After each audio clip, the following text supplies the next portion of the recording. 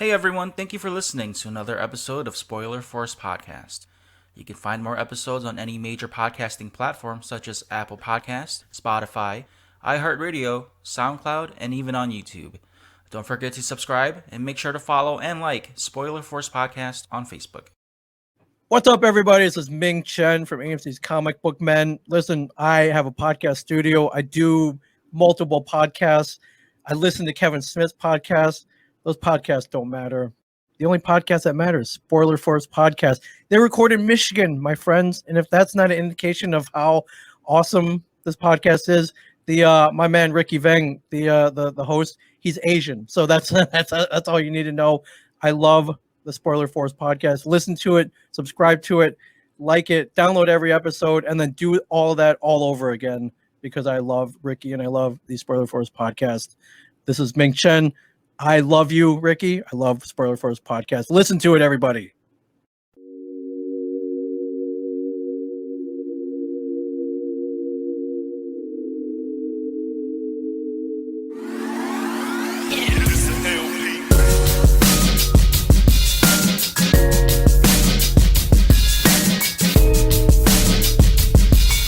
So, this is Spoiler Force Podcast, episode 78. I've been going through some crazy technical difficulties right now. So if I'm lagging or if you guys can't hear me, please let me know. I've been trying my best to just share this, and I spent more time than I should have just trying to get this going, but hopefully you guys can hear me. And I just want to introduce my guest here that I have for this week. He's someone that I had on the podcast around this time last year too, so it's been a whole year pretty much. He's a musician, singer, guitar teacher on the internet as well. Let me introduce my guest here, Jensen Silvio. Hi. Thanks for doing this, Jen. So the last time we spoke, I can't believe it's already been a year already since you've been on the podcast. Yeah, that's nuts. I didn't realize it had been that long. So for those of you who have not heard the first episode of Jensen's, I guess, guest spot on Spoiler Force, the link should be in the description on Facebook. If you're watching on Twitch, you can just find the YouTube link and just find the episode there. I believe it was like, excuse me, I believe it was like episode 30. It was episode 30 something. I forgot the exact number. But the reason I wanted to bring you back on was because, you know, your I guess life story and experience that you've gone through was really intriguing. And from following you from the Mahalo days on YouTube and watching most of your tutorials and then seeing your journey now, I really just wanted to just catch up with you and see how you've been doing, and just to see how your transition's been going, because the last time we spoke, it was just like you were just maybe a few months in, and it was really just something new for yourself.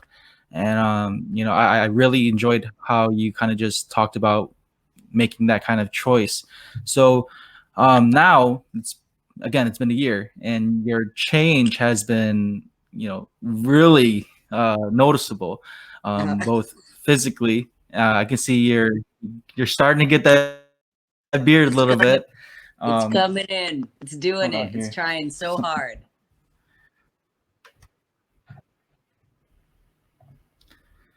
Hold on, something's going on here.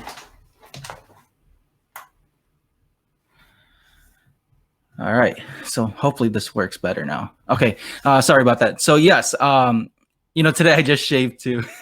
So, but physically you've gotten more muscle mass, which is it's something that I've been keeping tuned in just to see how the physical changes. How do you feel so far? I mean, do you feel a lot better from last time, or is it still the same?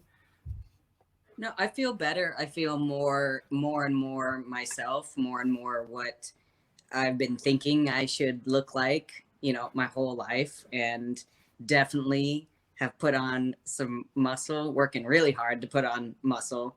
And yeah, it's been fantastic. Lots of ups and downs, and obviously we're in a crazy time, so that that pushes you to your limit as far as mental stability and emotional and spiritual stability.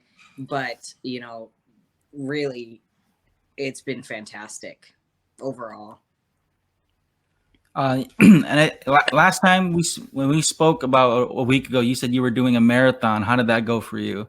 I did a half marathon. Yeah. Half marathon. Okay. I did a half marathon. Yeah, it was great. I did it last Saturday, and my friends came and made me a makeshift finish line. So it was all socially distanced, and we was at a park, and it was so sweet and lovely. And they made me like a custom shirt, and got me a custom medal.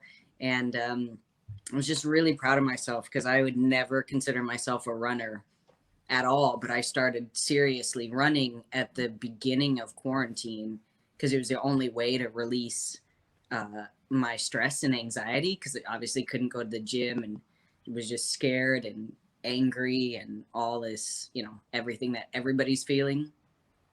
And so I would just run down the street with my mask on and cry, because like nobody I knew nobody could see my face, so I wouldn't look insane just running and crying. But I would just run and cry, and it got that energy out, you know, at least to help me sleep or to help the anxiety. And I have two amazing friends, one who is a runner, JJ Hawkins, who's an amazing actor, and one of my really good friends who has been helping me stay motivated. And then my friend Ash started training with me. So we would train over the phone. We would call each other in the morning and, you know, do our run. And I wouldn't have been able to do it without the support of them. And we just kept going. So we did a 5K and then a 10K, which I'd never expected I could do. And then I was like, I started training for a half marathon, and I'm like, I think I can do this.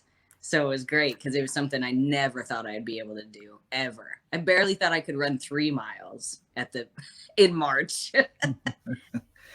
So how's the training been though? Like, because I know you do mostly, or you were doing mostly weightlifting before the gyms are closed. Mm-hmm. Was making that transition to cardio, like mostly cardio based workouts, was it different for you? Yeah, because I don't like cardio. I never liked I don't think anyone does. I hate it too. I hate cardio. I hate being out of breath. I hate being sweaty. I hate working that hard for that long of a period of time. Because at least with weights, like you work hard for a second and then you rest for like double as long. And like, right. That's the workout for me. But I think I just liked it so much because I got to spend time with my friends, you know, even though it was over the phone, and that felt comforting, and just feeling like I needed to do something physical to keep myself somewhat normal, you know, in general, but especially during this time. Does that affect your, I guess when you're still taking testosterone, right? Does that affect anything at all when you're just doing cardio, not weightlifting? Well, so I'm doing a very easy, like almost like body weight resistance training program. Very, very light, very easy. But same thing for like muscle development. Like my calves are out of control. Like they're so muscular. And it's just that thing of like, oh, I don't have to do all that much, which is crazy, because I worked really hard before testosterone to build muscle, and it would sort of be there, but not really. And then all of a sudden, my calves, like since last year, I just did body measurements. My whole body is 2 inches thicker. Everything, my thighs, calves, forearms. My forearms are 2 inches thicker. I was like, what is going on? So like my whole body has just kind of swelled on T, but also I work for them gains. Was your diet any different when you were doing the marathon? Or were you kind of just doing the same thing? I was eating a lot. I was carbo loading a lot. I was just trying to get as many gains as possible and make sure that I wasn't in any sort of calorie deficit. that could affect my energy. So I went off. I was just eating as much as I wanted to, whenever I wanted to, and it was great. That's awesome to see that you're able to do all that and see the physical changes. Like I mentioned before, you do look a lot different from last year, and so I think the improvements have been, the results for you look really great for you so far. Now, I know you're a boxing and MMA fan too. Have you considered, I guess, I mean, even before all the COVID stuff happened, were you considering ever training in the gym at all like that? I would love to if I didn't play guitar for a living and didn't rely like on my hands and my arms so much, because I think that would be fun, but I also don't really want to get hit. So I think that would I think that would not be good for my MMA career. I don't necessarily want to get hit, but I just love the training, the aspect of training, the dedication that the fighters go through, the routine of it. So if it was ever one where I just had like all the money in the world, I didn't have to worry so much about my hands and fingers and arms, and then I would like to do something like that. But right now, man, if anything were to happen and I couldn't play, I would be in trouble. Right. Yeah, because seeing your this just your just watching your transition, I keep there were moments where I forgot, like, oh yeah, Jensen's a guitar player. So, seeing like you do sports and stuff, I keep forgetting that you need your hands sometimes, because that's what you mostly rely on when it comes to teaching. Yeah. And just speaking about music in general, I mean, how has that been for you? Have you just been doing like online classes, or how's that been? It's been fantastic because, I work for Fender, and work for Fender Play. And so they gave like 3 months free at the beginning of quarantine. And we just got a huge amount of people subscribing, and they found me. And then I got just tons of requests for lessons, private lessons from that. And because people are bored and wanting something to do and being like, well, I've always wanted to play guitar. And there's some people that feel like they relate to me or feel like I would be a good teacher for them. And so as far as that, it's been phenomenal. I have tons of students, like the best group of students I think I've ever had, like overall. It's really hardworking, funny, quirky, weird. exactly how I like my students. And You're not doing like a class though, right? Is it just mostly one-on-one, or are you doing like multiple students and trying to teach everyone at once? oh my god, no, that would stress me out. I'm not good with classes. I love one-on-one, so it's very much one-on-one, over Skype or Zoom or FaceTime. Yeah. And you're still doing your Patreon stuff too? Is that still a part of that? I haven't done it in a long time, and I think I've had a harder time, except for Fender Play, because it's not really I'm not in control of any of that. I've definitely felt more sensitive about putting videos out, but like I do a series called Tasty Tracks with my friend Kelly Foth, and that's super fun, and it's music related, but we just kind of talk about our favorite songs off of specific albums, and it's really fun, and I get to edit and do something different, and I love doing that. But I've had a harder time wanting to come back to just the straight YouTube tutorial. I think I'm very sensitive about the changes, and as you know, like people on YouTube aren't always kind. Right. Yeah. I just don't have the energy or the the wall that I can put up of like, that's just a troll. Like it hurts when then somebody has clicked on one video and seen like me 10 years ago, like baby Jen with like my low cut shirt, my push up bra, and like my nails painted in mascara.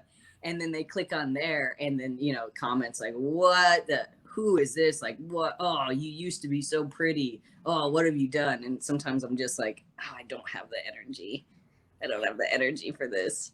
Yeah, YouTube comments are pretty wild, man. Like, because there's, even though YouTube's trying to do like the whole I guess safety, or just kind of like watch what people say on videos and stuff, people still find ways to creatively say things that are still pretty mean on the internet. Oh yeah. And I don't, it's not fun for me to, especially for a free video, like all Right. the tutorials out there, all my tutorials are free, and you just go, man, I don't make any money really off this, so why do I want to put myself out there? This person is complaining about how I look. So your Mahalo videos, you don't make money off of it then? It was just all like free? I never knew that.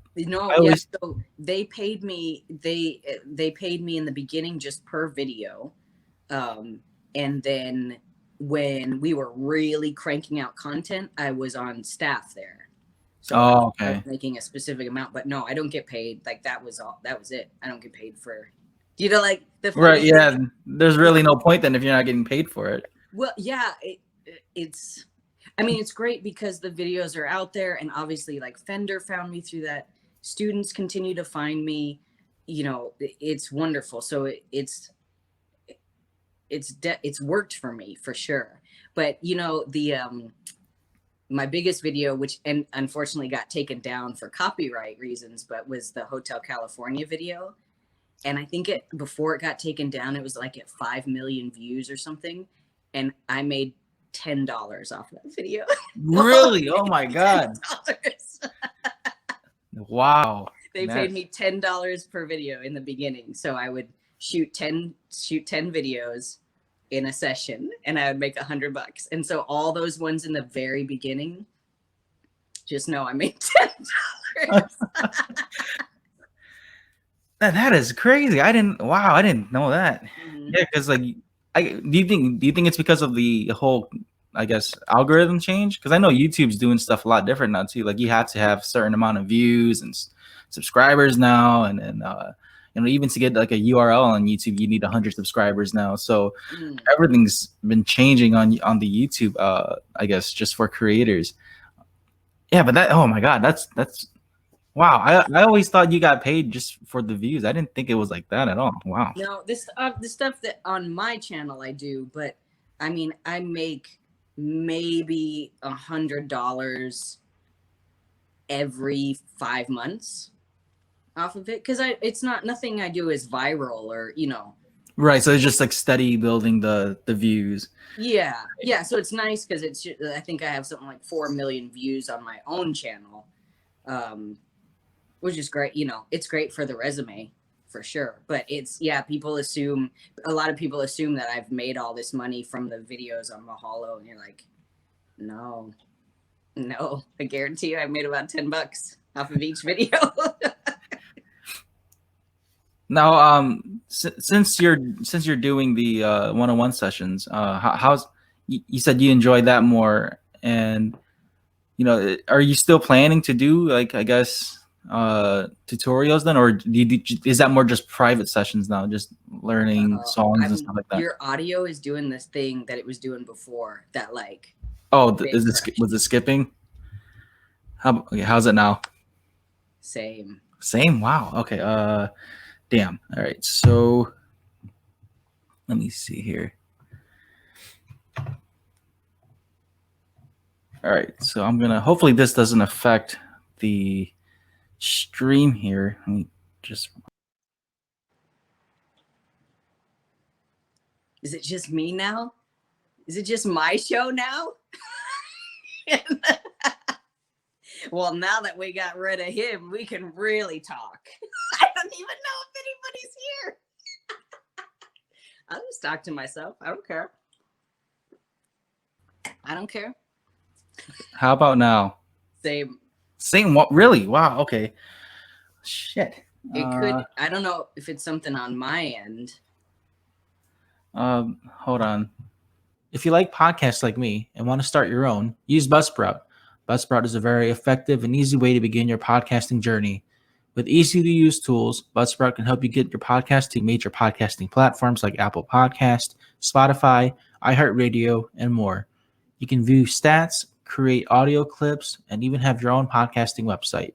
Buzzsprout has helped hundreds of thousands of people to begin their own podcasts like myself, and you can find ideas, tips, tricks, video tutorials to better your own podcast. Follow the link in the description to start your own podcast today, and once you sign up, you'll get a $20 Amazon gift card. This lets Buzzsprout know that I sent you, and this also helps support Spoiler Force Podcast. Happy podcasting. Do you struggle with eating junk food and late night snacking? Well, I've been using FNX Sports Rebalance Super Greens, and I've been able to control my eating habits, get my daily vitamins, fiber, and loose fat around my stomach area. The Rebalance Super Greens comes in multiple flavors and is easy to use by just mixing the supplement and water. You can drink this anytime during the day and feel energized without any groggy after effects. Use the code SPOILERFORCE, all one word, SPOILERFORCE, and get 15% off your very first order. Okay. All right. Sorry about that, folks. For those of you who are watching or listening. So again, the question was, doing the one-on-one sessions, has that been different for you since you're not doing the guitar tutorials? Are you still doing that too? Just like teaching songs over your I guess your calls, I guess, with your students. I mean, I teach them songs. I teach them whatever they want to learn. It's very like I customize it to whatever their goals are, So I'm still definitely always teaching songs, and then with Fender Play, we're always doing new songs. So it's about the same as far as teaching wise. I just haven't put up an actual like song tutorial or like tips and tricks tutorial in quite a while, maybe over a year. Yeah, I've seen that. Just again with your channel, you've been doing the songs with your friend that you mentioned earlier. So that I think that's pretty cool too, though. Just to add different content to your channel, not just the teaching and the tricks and stuff like that. Just to see another side of what kind of content you're planning to make. But yeah, to move on here, let's I guess let's just get into like the stuff that I want to talk to you about. I know that. But then this past year, you were continuing your video series, the My Transgender Journey. You released parts 3 and 4 this year. The last time we spoke, we talked about parts 1 and 2. So again, for those of you who are tuning in, please watch the first episode I had of Jensen, or even check out his YouTube channel. The episodes that we're talking about are on his YouTube channel too. But parts 3 and 4. Were really at least when I watched it, it seemed definitely more personal than the first two.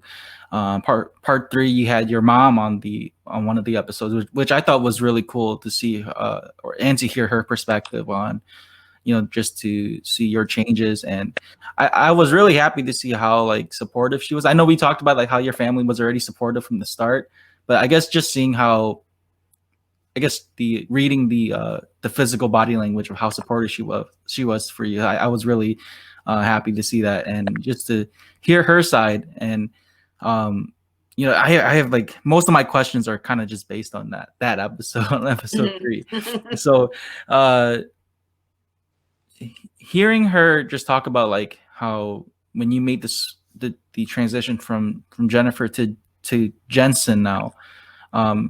She spoke about like how there was one part that she said that she was, I guess, not really having a difficult time, but then it was more about like just kind of adjusting to your transition, from being, seeing you grow up as a girl now and then being an adult male now. How is that? When you heard that, how was that? I guess, how did you receive that?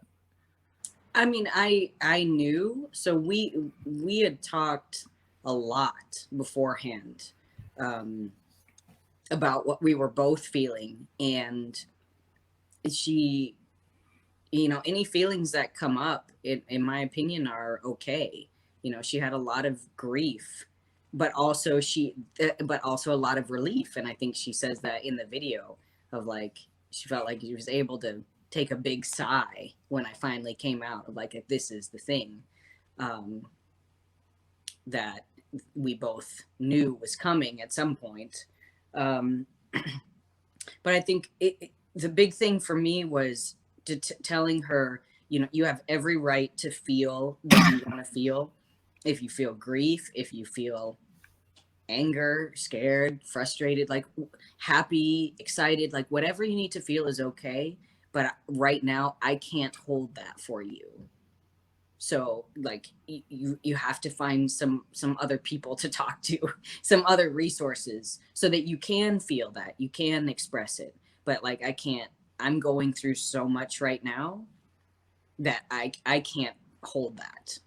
But I support you in feeling whatever you need to feel, because her grief never came out sideways with me, or it never came out in a passive aggressive or aggressive way with me. And so it's like, that's okay for her to feel that. You know, it's not in my, she's not asking anything from me, but we had to come up with some very clear boundaries around like communication and what I could hear and what I couldn't at the time.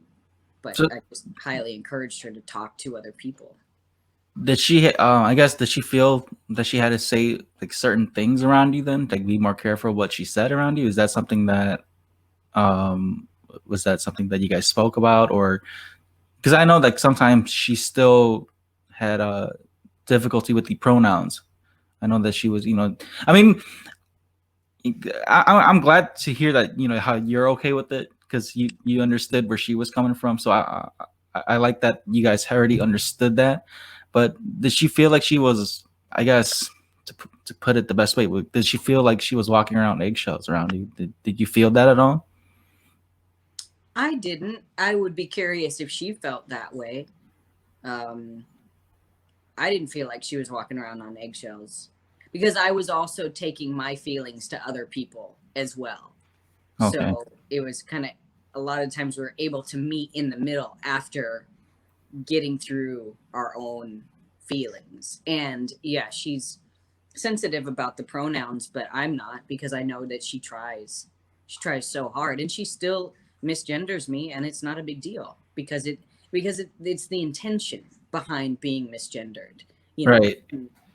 She has zero ill intentions. It's just muscle memory, and she corrects it real fast, and that's it. But it has nothing to do with her disrespecting me, you know, or anything like that. And I, like I've said in the video too, like I misgender people.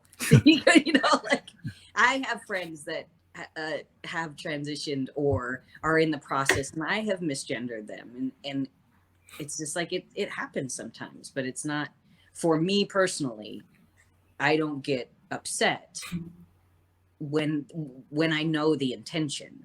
Now that's not true for every person, so you don't want to assume that every trans person is going to take that as lightly as I do. But I wouldn't take it lightly if it was aggressive or passive aggressive, you know, which people have done to me online for sure, and that's where I get upset. But you know, it's my mom who is amazing and is trying. So is that the same, I guess, for the rest of your family too? Like there's nothing too crazy, right? They just kind of have to get used to calling you the proper or the right pronouns that you want. Yeah.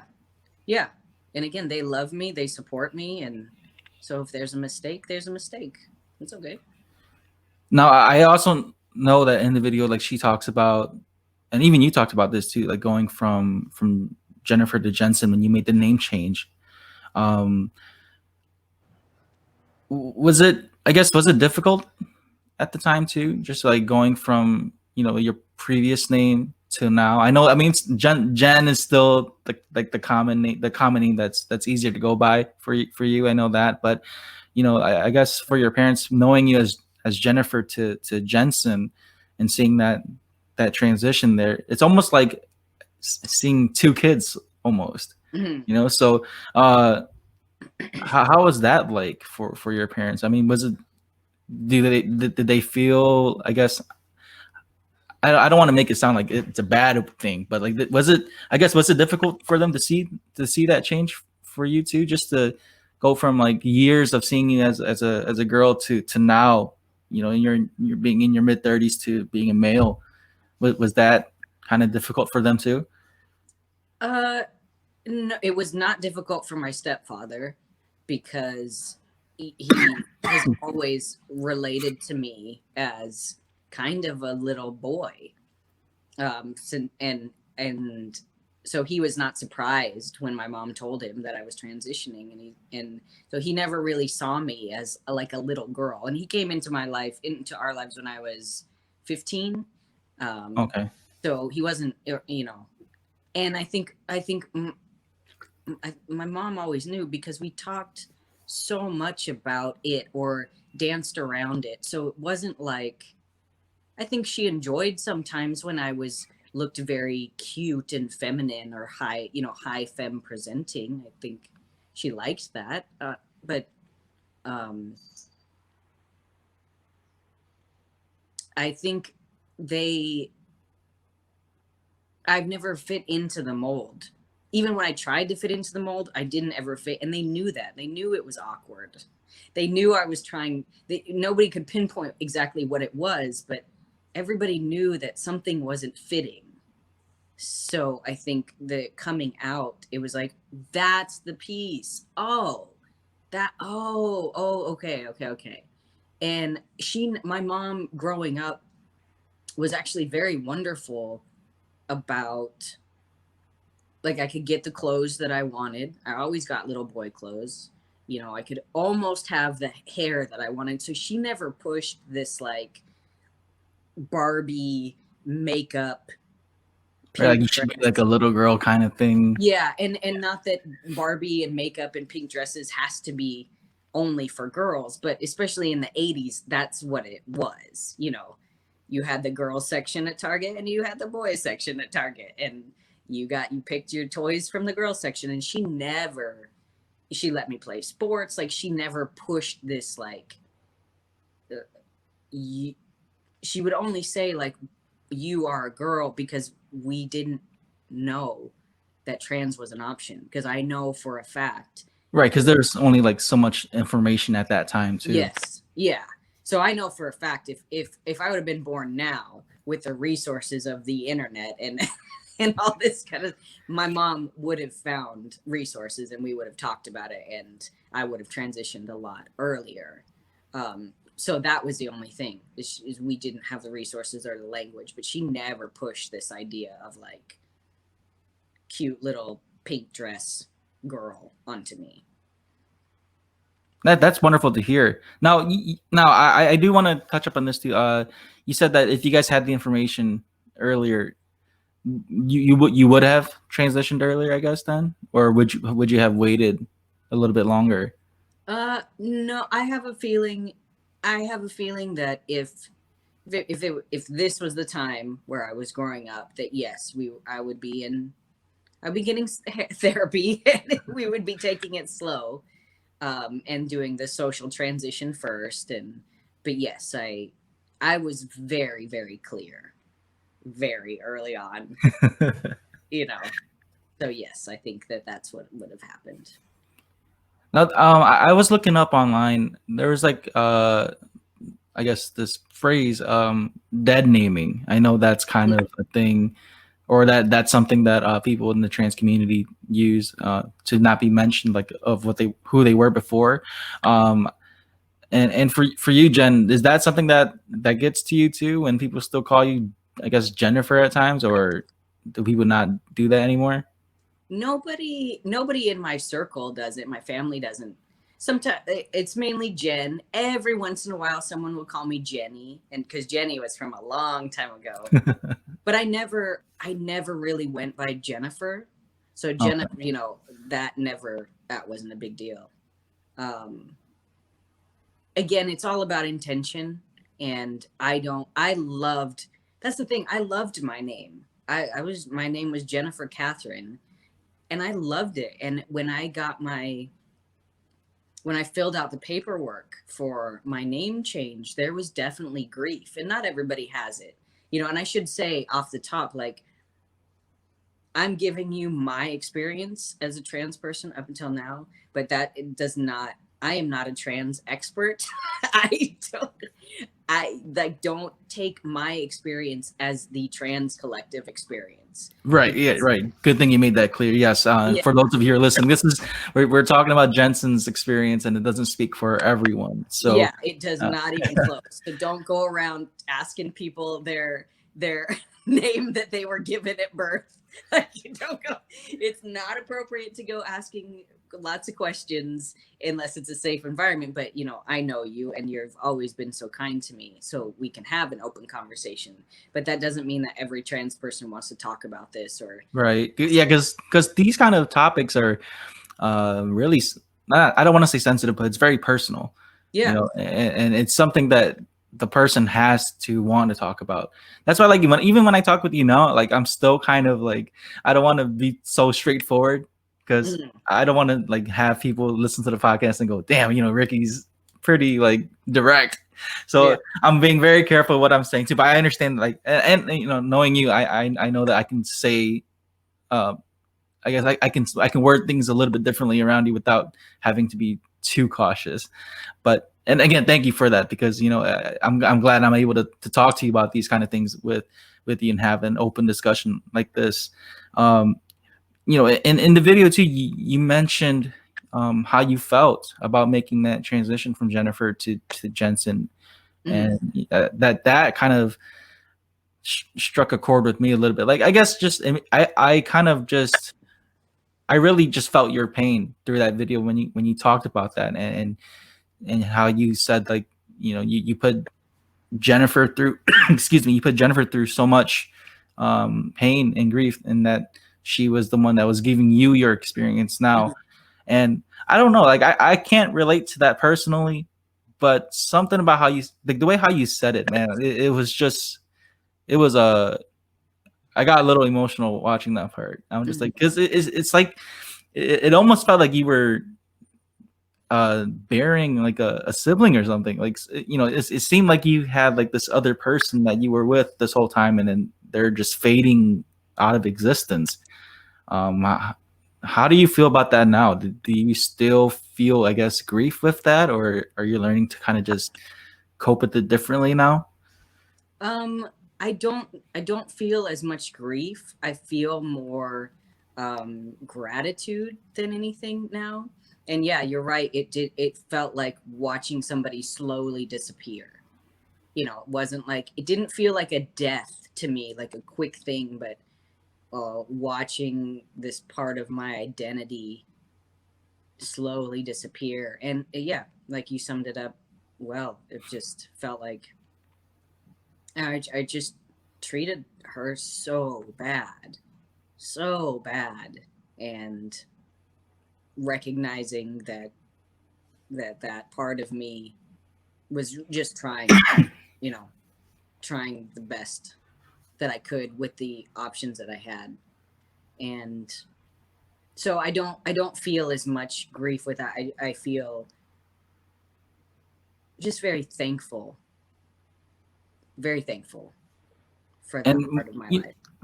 And when you do like look back at, I guess, older videos or even photos of yourself, does it feel like it's a different person sometimes? Yeah. Because even, sometimes people will say, hey, you taught this video. Can you tell me what you're doing here? And so I'll look at it, and then I'll see, and I'll just usually yell and be like, oh, baby Jen. Because I just seem so young and like wide-eyed, and I think it's cute. And I know, but I also know how much pain I was in too. So it's layered when I look back at pictures or videos and go, it just feels like a lifetime ago. And again, some of the stuff that was even before the Mahalo videos, like super high femme presenting, like I look at videos with long hair, pictures with my really long hair, and just go, it looks almost like a sister or a cousin. Like, who is that person? But I went through a lot. I went through a lot to get here. And appreciate all the steps that I took and know that I was trying my best throughout to do the right thing. And seeing your parents see that too, was it kind of like the same for them too? Does it seem like they have like multiple children when they look at the before and after? I don't know if I think it just all Or feels like lifetime ago, you know? right, yeah, kind of. That's a great way to put it. Like it's just like two separate lives then. Mm-hmm. Just coexisting. Yeah, because when I think about it, it's just how I would see it is it's almost as if like you had another person living in your house and they moved out.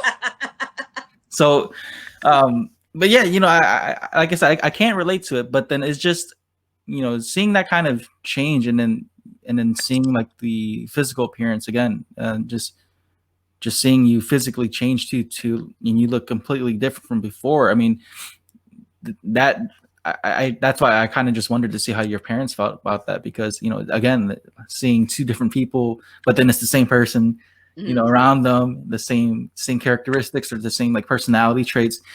It's just more of like the physical thing, just seeing you in person. So yeah, I think it's a really different experience seeing that, and hearing you talk about it in your video. It was really I guess eye opening, and I liked your perspective on that too. Because you worded it so well without feeling any, or at least you didn't put it like in a very like very aggressive way. You were still very calm about it and just talking about who you were before and now. Um, so to kind of just move on here, you mentioned I guess trauma tremors in Mm-hmm. there. Is that from, I guess, making the transition then, or is that something like, is that like a side effect from the testosterone? So trauma tremors, I was diagnosed with PTSD 2 years ago, 3 years ago. CPTSD. So that's from neglect and abuse in childhood. And so what ended up happening was when I got several things kind of happened in a very short period of time. So I got on testosterone 2 years ago, December 31st, and I was starting to have more noticeable like panic attacks just in general, especially after the surgery, like all the stuff leading up to the surgery. I was just in a real bad place, and I know that I've been public about saying that I'm suicidal before top surgery and was very, very close to ending my life. And so lots of things were moving around at that time, and going through a really difficult end of a relationship. And then I started in EMDR, which is a particular kind of therapy for PTSD. It can be for multiple things, but it really helps for PTSD. So it was a lot of like trauma coming to the surface, and the testosterone for me, because my adrenaline was going a little bit more, like everything was heightened, it brought it up. And that doesn't mean, again, this was my personal experience from at the time I was 37 years of a lot of stuff that kind of presented itself in this particular way. And so then the trauma tremors started happening, and they still happen regularly, but it's the body's way of releasing the trauma. So it's kind of like when when animals shake, like if a dog goes under a bed, if there's like fireworks or whatever and they're shaking, they're managing the stress. Or and then I know there's this whole thing about like two ducks fighting, and the ducks, you'll see them separate, everything's fine, and then they'll shake, because that's how animals cope with stress and kind of get the rest of it out of their system. So it's very, very normal, and the body needs to do it. It just looks incredibly dramatic which of course I would get something that looked incredibly dramatic. So does it feel like a panic attack then, or is it just kind of like your body physically just shaking? It's my body physically shaking. I'm aware. I can take usually specific instructions, like if somebody says, okay, can you roll over, or can you lift up your hand, or something like that. I can hear it. I can comprehend everything. I'm not blacked out. I'm not passed out, but my body just takes over and it starts shaking. And, usually I just lay down and let it happen, and it's over. And usually it depends on how bad it is, but sometimes it's over within seconds. Sometimes it kind of goes in waves, and it'll take 10 minutes to get all the way through. But it used to be scary for me because I didn't know what was going on, and now that I know what's going on, it's almost a relief, because I just say, okay, my body knows exactly what to do, and my body is taking care of itself. I don't have to do anything. So you're not taking any like medicine to handle that too either. You just kind of let it do its own thing. Mm-hmm. And it's just shaking, And again, I'm not in. It's not like I'm passing out. I'm not having a seizure. I'm not in any danger of like falling and hitting my head or doing any kind of damage. I can feel it, and yeah, again, it looks a lot more dramatic than it actually is. It looks crazy. A couple people have seen it happen. Yeah, I was going to ask that. Like, have you, I guess, just had those experiences in public or something like that, and or friends have seen it in person? Yeah, yes. A handful of friends have been ever so lucky to have to see it, and they're great, and they're great about it, and like there's nothing to be done. So you kind of, when you're kind of going through that, do you just tell them like, I'm going through something right now? Like, do you just tell them, or how does that usually go? I think they all know about it. The people that I'm close to all know about it. So when it starts happening, it's like, this happened a few months ago with a friend of mine, and they were like, we were in a pod together, so it was all safe. But it happened, and and after it was done, they were like, so that was it. That was a trauma tremor. I was like, yeah, like, wow. There it is. Like, someone's trying to see something for the first time and just, oh, that's it. Like, yeah. Yeah, you're just like, okay. And they handled it really, really well. And it's like, again, there's nothing to be done. So, yeah, I did at one point, this was a while ago, because I haven't dated in a long time, but I did text this woman that I was dating. I was like, just so you know, we're hanging out consistently, so this might be a thing. I was like, maybe I shouldn't be dating right now. No one's ever, I guess, freaked out about it though, right? They didn't go like, oh my God, like, try to, I guess, baby step you or something like. No. And my friends are just great. And most of my friends have, deal with their own trauma. And a couple of them also have been diagnosed with PTSD or do EMDR. So there's this very supportive understanding in the community of like what trauma looks like for everybody. And just very supportive and like, okay, just tell me what you need.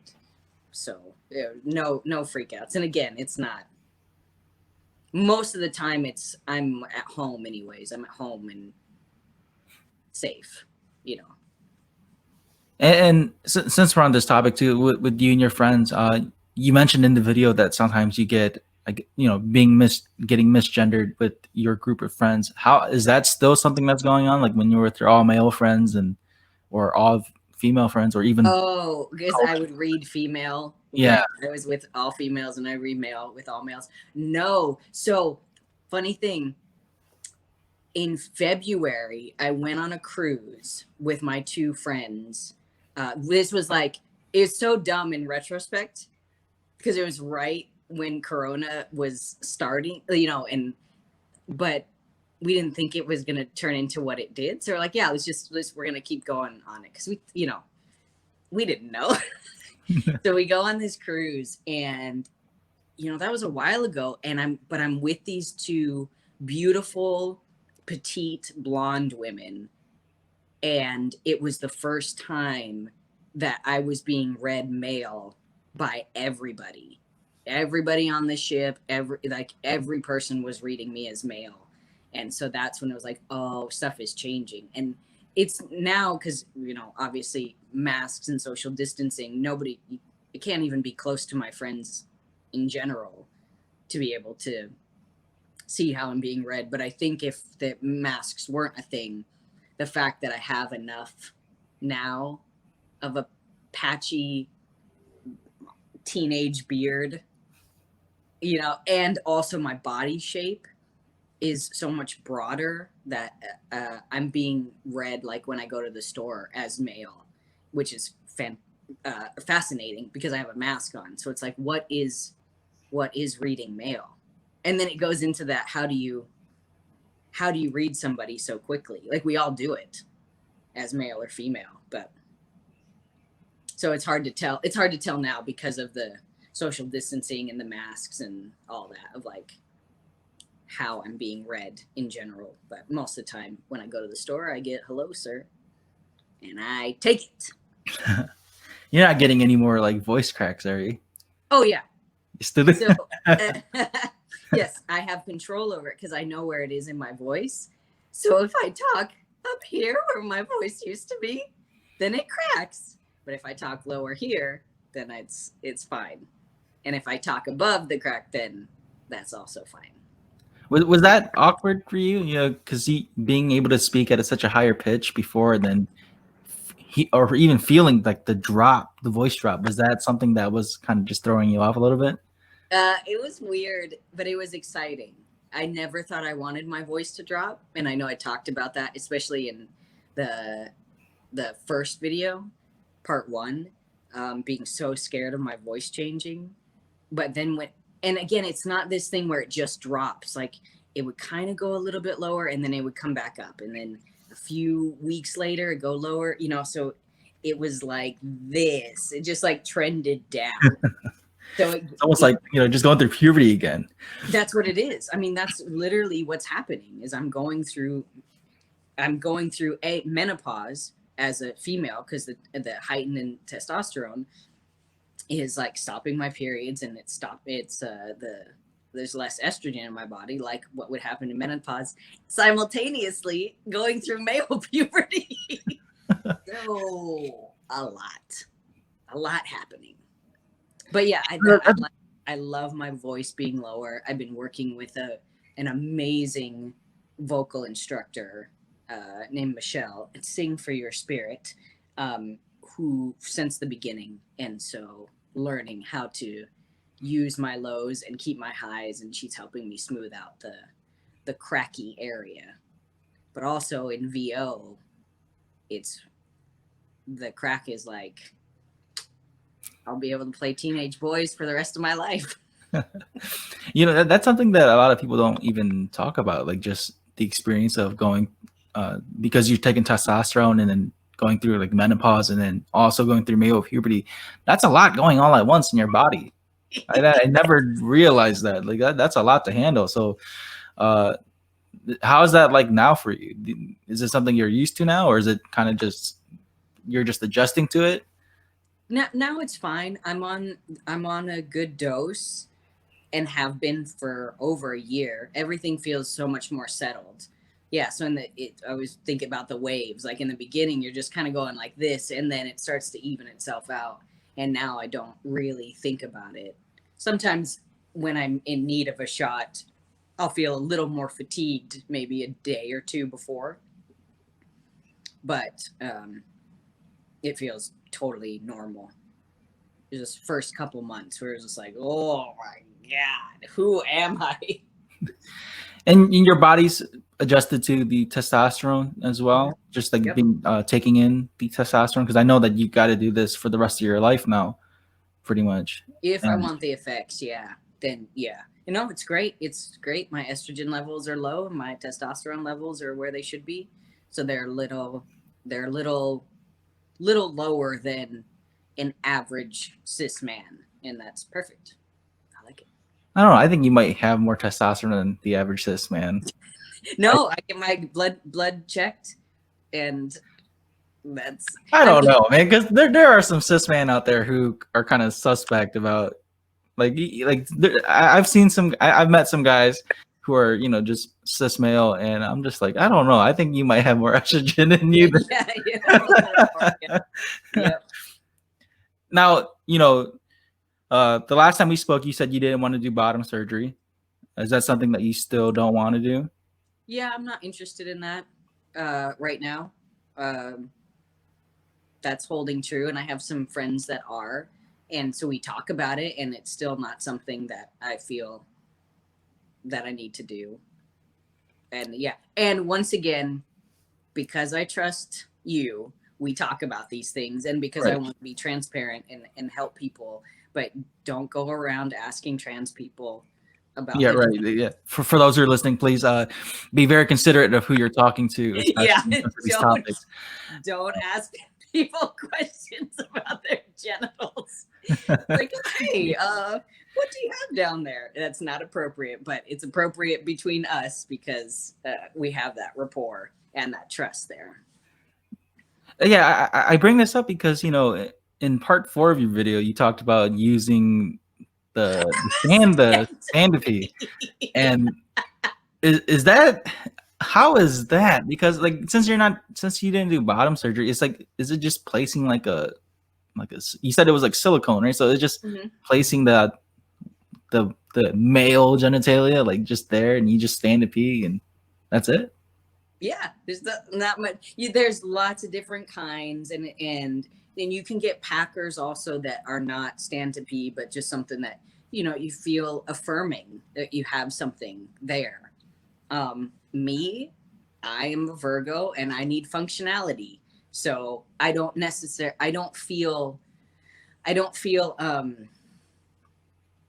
really like I'm missing anything by not having a penis the majority of the time, but I like the freedom of the stand to pee for sure. And I feel a lot more comfortable using restrooms, being able to do that. And it's just not like, you all don't have to, we cis females have to sit on the toilet and touch a lot of things, and you all just it's so quick and easy, and you don't really have to touch. Yeah, pretty much just stand and aim, pretty much. Yeah.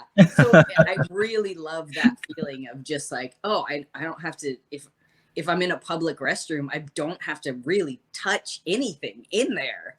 And how is that when you use this stand pee? It's not I guess adjustable. Is it just it's already in a shape and you have to stand over the toilet to do it, or can you move it like a regular male and just move? Yeah, you can move it. You can definitely move it. And again, there's I have 2 different ones, and they function differently. So there's lots of different ones where you have to learn how to use it and the placement of it. But yeah, I can aim with it.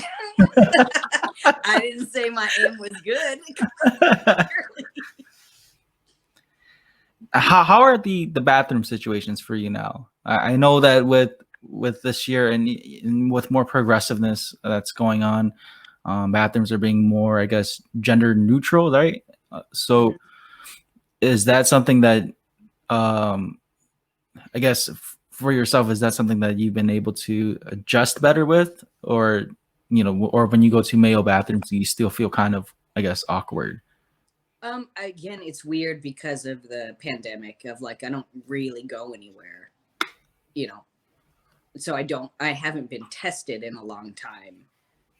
I think it was weird. It sometimes, because Fender Play is still going on. We're still shooting under really, it's really strict of what we can do and where we can be, and we have to get tested, and it's super, super strict. But using the bathroom in there and being with sometimes passing my male cis male friends, and I'm this is weird. And nobody cares. They're just like, oh, hey. And they just talk to me like it's normal. And I'm like, this is crazy. This is nuts. I'm not supposed to be here. Does it feel like, I guess, do you watch The Office at all? Mm-hmm. You know the episode where Kevin goes into the bathroom and he's like, it's a female bathroom, and he goes in there. Was it kind of like that for you? Yeah. It's like, what is it gonna be like? Oh my God. Oh, okay. So there's 3 urinals in one stall. Oh, okay. There's like, yeah, it feels like the forbidden zone where you're like, I'm not supposed to be in here.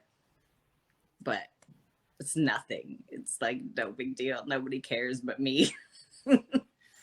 Well, I guess with the pandemic, then it's good that you're able to kind of just go to the bathroom without having any confrontations then.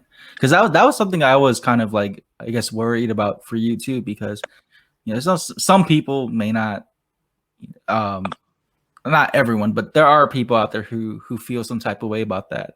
And I was kind of nervous for you because I didn't know if when you go to public restrooms, being confronted, by some super aggro person.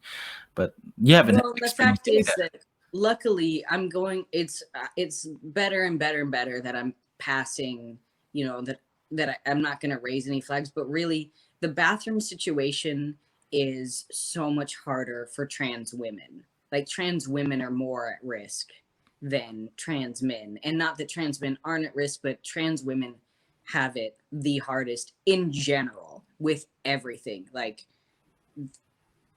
that's where it's like trans women need to be protected and need to be safe, because if they go into the women's bathroom, they get harassed. But then if they were to go into the men's bathroom, then they would get harassed even further. And they're the ones that are at risk for violence and death and torture. And you can look up statistics on that, but trans women are at risk all the time, not just in the bathrooms, but they have it a lot worse. So I just want to make it clear that, like, the bathrooms are a big deal, but as far as, and I don't want to run into somebody, like you said, that would feel negatively about me being in there. But really, when it comes to bathrooms, like, we need to be protecting our trans women and, trans femme people.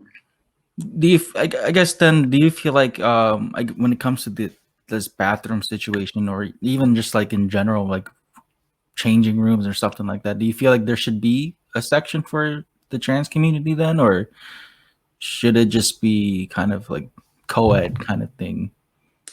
It's tricky. I feel like people should be able to use the bathroom that fits how they identify, and the most ideal thing is a gender neutral situation, or a single stall or single bathroom that just says gender neutral, so you can go in and change or do whatever, and it's you have your privacy, and like, that is ideal. But if that is not an option, just being able to use the bathroom that you feel like best fits how you identify. Yeah, because the big thing is that they're saying that men are using it to be predators, and there is zero cases of a man dressing as a woman to do any type of harm to cis women. Zero cases of that. So the argument that they're always making, it does not hold water at all.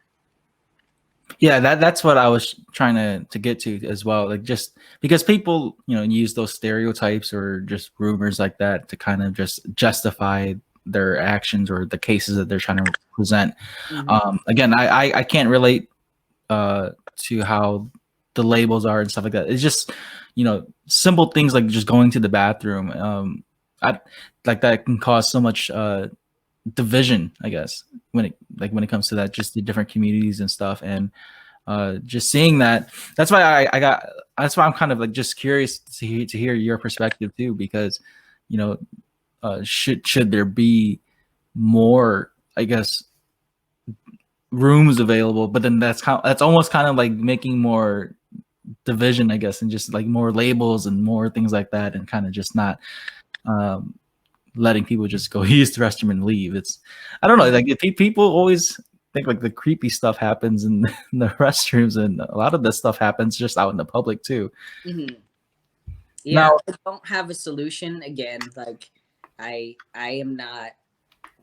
I'm a guitar player. I can give you lots of information and solutions for guitar, but I just know that everybody needs to be safe when using the restroom, and the people that are most at risk for any kind of harm are trans women, especially trans women of color. So that I don't know I don't have an answer. And, it depends on the building, and it depends on what's there before. And is it a gym or is it a restaurant? Like, I don't have the answers, right. but it's important. Everybody has the right to use a bathroom and feel safe, So earlier we talked about just you being injected with testosterone and how you've been feeling as well. I'm not going to dig too deep into this topic, but I guess when you are taking testosterone, have you felt, I guess, personal changes, like like the sexual preferences? Have you felt those kind of changes at all? Is it because of testosterone, or is it because just how you feel? How has that been for you? Oh, it's definitely testosterone. I do feel a little more like pansexual now, kind of like open to anything. But like, again, so many things.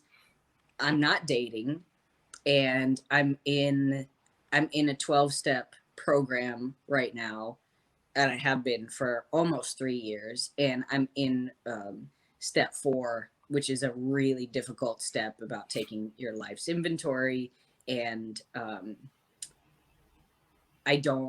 not even open to dating or open to seeing anybody, which I made that decision before the lockdown and everything, and then the lockdown. So the idea of like a relationship or dating or any kind of like physical thing happening with somebody else is so far from my mind right now. But as far as like what kind of lights up my brain and my body, like, definitely find men more attractive. But I have no idea where I'm gonna, like, who I'm gonna end up with, or because lots of things are being worked on right now with how I deal with relationships and attraction in general. So was that when you felt that, I guess, that change? How was that like for you? Was it kind of just shocking to you, or was it just like out of nowhere and like, well, I just like men now, So was it like that? it was weird, but several of my other friends have had the same experience. So it's then I just talked to them about it. And so I already knew that they had that experience, that shift. And I don't know. Again, everybody's different. This is my experience because I have friends that never felt that way. Never were only attracted to females and then became attracted to men. Like, everybody's journey is completely different. But because I knew it was a possibility, it made it easier than to talk to my friends who were a couple years ahead of me on T, and just be like, what is going on? And they're like, it's fine, it's normal. You're like, okay, but this is weird. Like, don't even worry about it. And so it swung heavy to men for a while, and then swung back to like femme presenting people, and now it's kind of in the middle. But again, I'm not testing it. I'm not dating. I'm not looking for a relationship, so I don't even know. Being abstinence is the best way to Super mellow. Yeah, I was like, when I watched that part in the video and just hearing you talk about that topic, I was really just surprised by it, because I had no idea that was like a side effect. I always just thought, like, using testosterone, you felt the adrenaline, and then you felt like the adrenaline leave your body and just feel physically tired. I had no idea that there was like that to that point, to where it even affected like how you felt about people or just attraction. Yeah. Yeah, it's wild. It's wild because a lot of like, you don't realize how much of what you think your identity is attached to like hormones. Like, well, this is how I just react, or this is how I think about things, or this is who I'm attracted to. And you have you know, your hormones affect so much, but we just kind of assume, well, this is just who I am inherently. And then when you start messing with that, you see like, oh, maybe it's not just who I am, you know, like the soul, my inner soul, my core. You're like, man, I put a little testosterone in me. I'm like, hey boy, how's it going? Did you feel like any like, I guess, instincts change at all too? Just like how you usually just react to things, or just how you receive things. Has testosterone affected that too? Just like how you perceive things? It did for a bit. I had such bad road rage. Such bad road rage. And there was one time, I don't think I talked about this in the videos, but there was one time where a guy honked at me when I couldn't go, like I couldn't go anywhere. And I almost got out of my car. Like I almost got out of my car. You know how small I am. What am I gonna do? But like, it like this feeling just like came over my body, and I was like, cool, you want to fight about it? I'm just like picturing you walking out the door, just like, let's throw hands, bro. Let's just go right now. You want to go knocking on his window or whatever? And I was like, Jensen, stay in the car. I had to like use the way my mom would talk to me when I was in trouble of like, don't you dare get out of this car. And I was like, I'm gonna get out. And then it's just this weird like swell, and then it disappears. And then I'm like, it goes from 10 to 0. And so that was new. But again, it like everything settled. So there was a lot of road rage in the beginning. I definitely experienced a lot of road rage myself. I think that's where most of my testosterone's at, because I swear like crazy on the road. Like I'm not a bad driver, but when I see people drive bad, or even like when people cut me off, I get super aggro. That's like where all the anger and all the manifested stress swell up, and I just let's go. You know, yeah, and not that you know, female born people or cis females can't have road rage, because I've definitely seen that, but there was something different in like this, like, you want to go? No, nobody wants to go. You're gonna get your ass kicked. Like, I don't care. That calmed down. And it wasn't happening like in my real life. Like I wasn't screaming at people. I wasn't, you know how they talk about like roid rage, especially with bodybuilders, and it wasn't that, you know.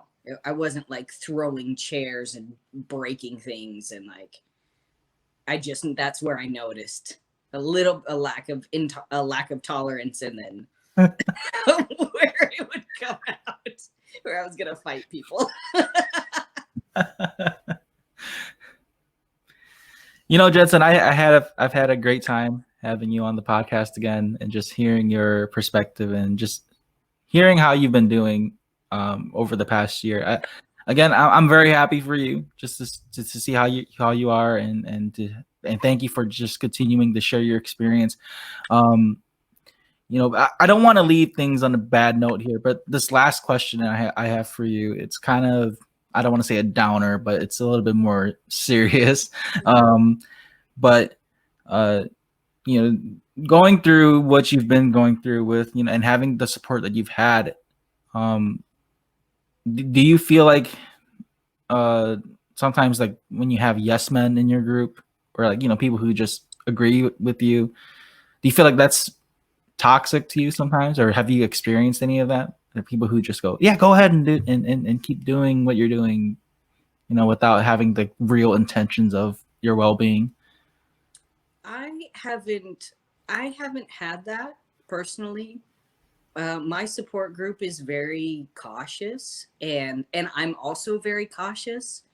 So I know that like I know that people saw, especially like on social media, like, okay, I'm coming out, okay, top surgery, okay, T, okay, all this stuff. But we're talking about like, this was my entire life in the making. And then it was 2+ years of actively talking about it and actively researching and going to doctors and getting consultations. And like, so it didn't feel like I definitely don't have people that are like, yes, go ahead and do it.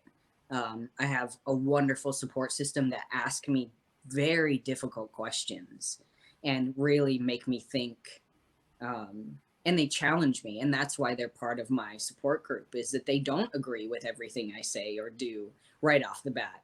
And they don't always understand it. I had to right before, I think it was like the night before transition, my cousin called me, and he called to say how much he loved me, but he also was like, I don't understand what you're doing, and I'll support you because you're my family, but I don't understand it. And I go, well, I appreciate the support, and it's okay that you don't understand it. And now he's totally full circle. But I never felt like anybody was just like a yes man. Like, no way. My support system is very protective over me, which I appreciate. So it's so hours and hours and hours of therapy, doctor's appointments, talking to my support system, to my friends, to my family, working it out, crying. Like, so much went into it that you don't see, that you never saw on my social media. Because as public as I am about certain things, I'm actually incredibly private about Which is understandable, because you don't need to always put that stuff on the internet. I agree. So I don't feel like there was anybody that was just like, yeah, do it. And like, people around me love me, and they really look out for me.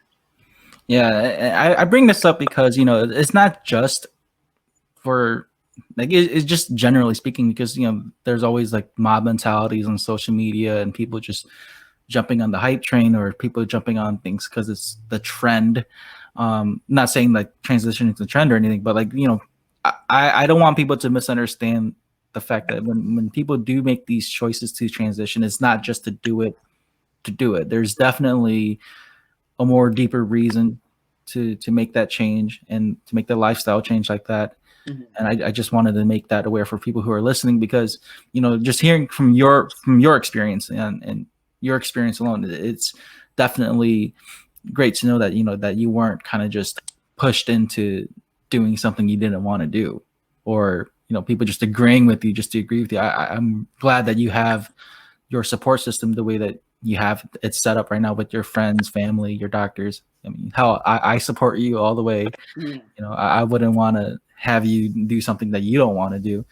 So for anyone who's listening, like, definitely look into the choices first, and also just look up the any helpline or anything online for if you plan to make any major decision like this, because it's definitely a life-changing one. I think people, they don't fully understand what it's like to transition, or to see people go through things of transitioning, and a lot of people online kind of just make light of the situation. So again, I'm thankful for your hearing your perspective, Jen, and it's been great having you on the podcast. And hopefully I can have you back on again sometime next year to see how you are within the next year, and just See how much muscle I've gained. I think you'll probably be more swole than like most people. Even you might be more swole than me. Like I've got nothing. Yes. So that's what I'm going for. We can get those biceps happening a little bigger.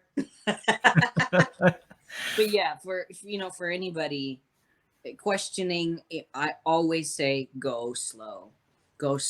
Get a lot of support from lots of different people, and and do your research and take your time. Take your time, because and I was 37 years old.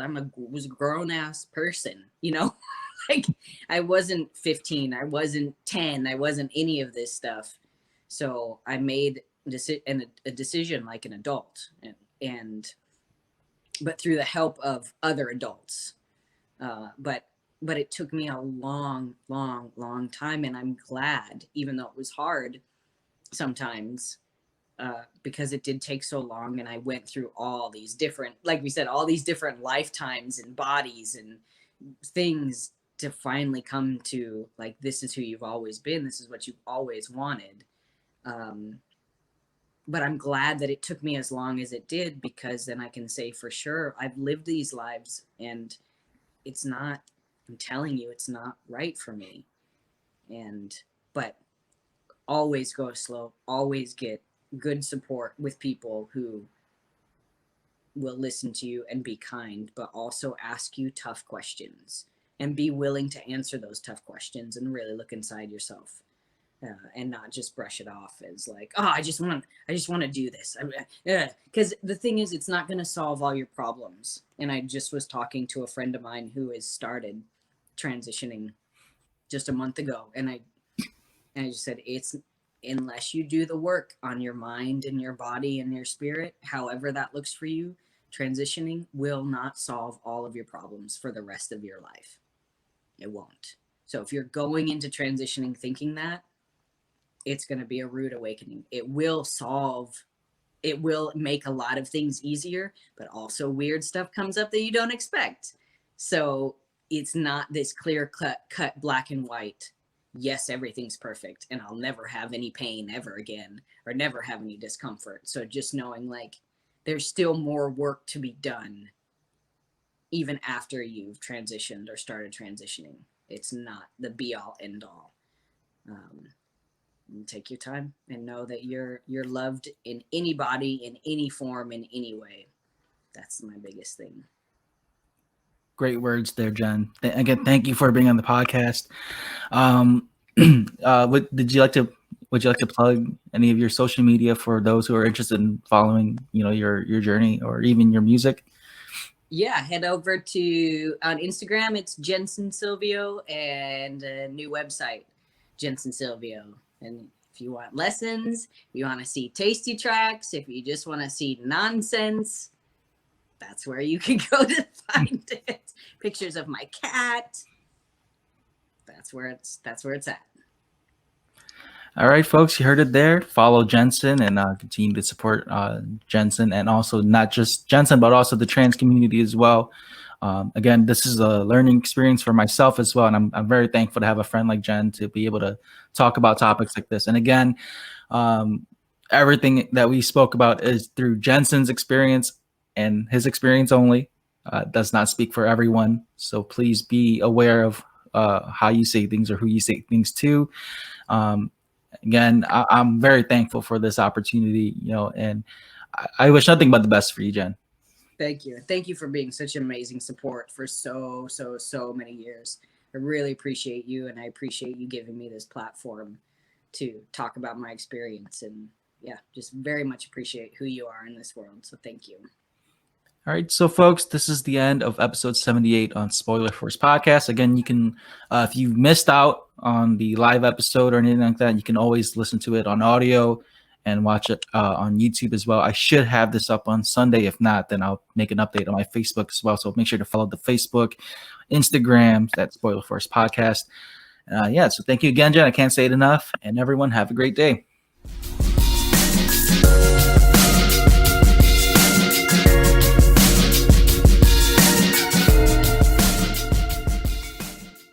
If you enjoyed this episode, make sure to follow, like, share, subscribe, and rate Spoiler Force Podcast. For comments, questions, or criticism, you can email me at rickyvang92@gmail.com or message me on Instagram at instagram.com/rickyvang92.